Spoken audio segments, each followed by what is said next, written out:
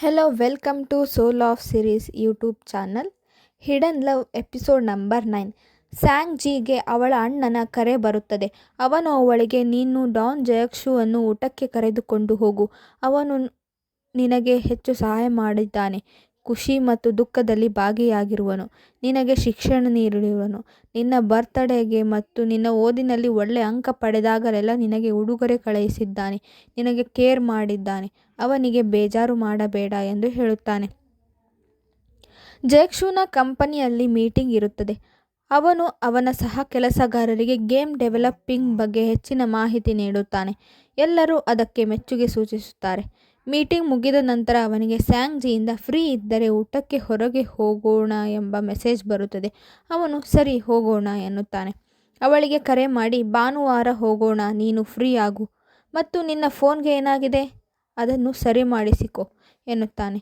ಅವಳು ಏಕೆ ಹೀಗೆ ಕೇಳುತ್ತಿರುವೆ ಎಂದಾಗ, ಮತ್ತೇಕೆ ನನಗೆ ನಿನ್ನ ಫೋನಿನಿಂದ ನೀವು ತಾವು ಎಂಬ ಹೆಚ್ಚಿನ ಮರ್ಯಾದೆಯುತ ಮೆಸೇಜ್ಗಳು ಬರುತ್ತಿವೆ ಎಂದು ಕೇಳುತ್ತಾನೆ. ನನ್ನ ತಂದೆ ತಾಯಿ ದೊಡ್ಡವರಿಗೆ ಮರ್ಯಾದೆ ಕೊಡಬೇಕು ಎಂದು ಹೇಳಿಕೊಟ್ಟಿದ್ದಾರೆ. ಅದಕ್ಕೆ ನಾನು ನಿಮ್ಮ ಜೊತೆ ಹಾಗೆ ಮಾತನಾಡುತ್ತಿದ್ದೇನೆ ಎಂದು ಹೇಳಿದಾಗ, ನೀನು ನನ್ನ ಜೊತೆ ಮೊದಲೆಲ್ಲ ಹೀಗೆ ಇರಲಿಲ್ಲವಲ್ಲ, ಯಾಕೆ ಈ ಬದಲಾವಣೆ ಎಂದು ಕೇಳುತ್ತಾನೆ. ಅವಳು, ಸರಿ, ನಾನು ನೀನು ಎಂದೇ ಮಾತನಾಡಿಸುತ್ತೇನೆ ಎಂದು ಹೇಳುತ್ತಾಳೆ. ಅವಳ ಗೆಳೆಯ ಜಾಯ್-ಮಿಂಗ್ ಅವಳನ್ನು ಮೂವಿ ನೋಡಲು ಕರೆಯುತ್ತಾನೆ. ಅವಳು, ನನಗೆ ಈ ಭಾನುವಾರ ಬರಲಾಗುವುದಿಲ್ಲ, ಬೇರೆ ಕೆಲಸವಿರುತ್ತದೆ ಎಂದು ಹೇಳುತ್ತಾಳೆ. ಜಯಕ್ಷು ತನ್ನ ಹಳೆ ಗೆಳತಿಯಿಂದ ತುಂಬ ಬೇಸರಗೊಂಡಿರುತ್ತಾನೆ. ಅವನು ಆಫೀಸ್ಗೆ ಹೋದಾಗ ಹೊಟ್ಟೆ ನೋವು ಕಾಣಿಸಿಕೊಳ್ಳುತ್ತದೆ. ಇತ್ತ ಕಡೆ ಸ್ಯಾಂಗ್ ಜಿ ಅವನಿಗೆ ಕಾಲ್ ಮಾಡುತ್ತಾಳೆ. ಅವನು ನನಗೆ ಇಂದು ಬರಲಾಗುವುದಿಲ್ಲ ಎಂದಾಗ ಅವಳು, ನಿನಗೆ ತುಂಬ ಕೆಲಸವಿದೆಯಾ ಎಂದು ಕೇಳುತ್ತಾಳೆ. ಅವನ ಧ್ವನಿಯಲ್ಲಿ ಏರುಪೇರನ್ನು ನೋಡಿ ಅವನಿಗೆ ಆರೋಗ್ಯ ಸರಿಯಿಲ್ಲವೆಂದು ತಿಳಿದು ಗಾಬರಿಯಿಂದ ಅವನ ಆಫೀಸ್ಗೆ ಹೋಗಿ ಅವನನ್ನು ಆಸ್ಪತ್ರೆಗೆ ಕರೆದುಕೊಂಡು ಹೋಗುತ್ತಾಳೆ. ಆಸ್ಪತ್ರೆಗೆ ಹೋಗಲು ಟ್ಯಾಕ್ಸಿ ನೋಡುತ್ತಿರುತ್ತಾಳೆ. ಜಯಕ್ಷು ಆಕಸ್ಮಿಕವಾಗಿ ಅವಳ ಹಣೆಗೆ ಮುತ್ತು ಕೊಡುತ್ತಾನೆ. ನಂತರ ಅವರು ಆಸ್ಪತ್ರೆಗೆ ಹೋಗುತ್ತಾರೆ. ಅವರು ಸ್ಕ್ಯಾನ್ ಮಾಡಿ ಸರ್ಜರಿ ಮಾಡಬೇಕೆಂದು ಹೇಳುತ್ತಾರೆ. ಅದಕ್ಕೆ ಜಯಕ್ಷು, ಹಾಗೆ ಆಗಲಿ, ನೀವು ಸರ್ಜರಿ ಮಾಡಿ ಎಂದು ಹೇಳುತ್ತಾನೆ.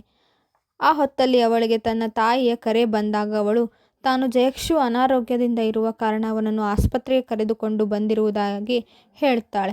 ಅವಳ ತಾಯಿ ಜಯಕ್ಷುವಿನ ಸ್ಥಿತಿಗೆ ಬೇಸರಗೊಂಡು ಜಯಕ್ಷುನ ತಾಯಿ ತೀರಿ ಹೋದರ ಬಗ್ಗೆ ಮತ್ತು ಅವನ ತಂದೆ ಅನಾರೋಗ್ಯದಿಂದ ಇರುವ ಬಗ್ಗೆ ತಿಳಿಸುತ್ತಾಳೆ.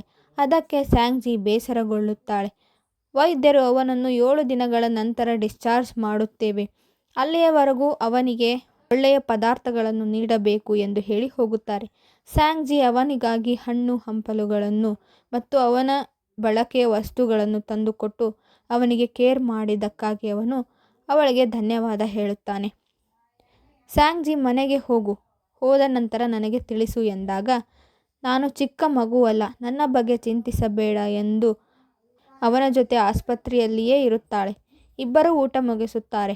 ಅವಳು ಆಸ್ಪತ್ರೆಯಲ್ಲಿಯೇ ಇದ್ದು ಅವನ ಕಾಳಜಿ ಮಾಡುತ್ತಿರುತ್ತಾಳೆ, ಅವನನ್ನೇ ನೋಡುತ್ತಿರುತ್ತಾಳೆ.